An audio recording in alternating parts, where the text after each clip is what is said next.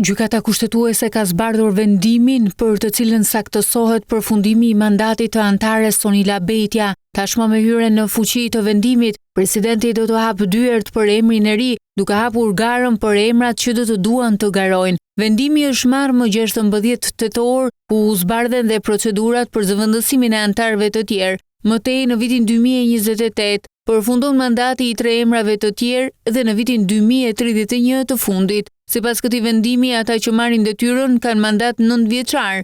Elsa Toska ka dhënë ndërheqje në shtator të vitit të shkuar, ndërsa kuvendi do të duhet të shpallë të hapur aplikimet për ata që duan mandatin, ndërsa Holta Zaçaj do të zëvendësohet nga Asim Vokshi ose Nauri Dallagami. Çështja mes tyre mbetet në gjykatën kushtetuese, ku Llagami kërkon që të jetë ajo antare, ndërsa gjykata e lartë ka dërguar emrin e Vokshit për shkak se asnjë prej të dyve nuk mori 3/5 e antarëve. Ndërkaq me vendimin ndaj Sonila Betjas, kreu i shtetit po ashtu do të hap garën. 3 zëvendësime të tjera do të jenë në vitin 2028, e përmes këtij sqarimi gjykata kushtetuese shmang përplasjet në vitet në vijim. Rotacioni i plot do të jetë në vitin 2031 me 3 emrat e fundit, ndërsa ripërsëritja do të vijojë në çdo 3 vite.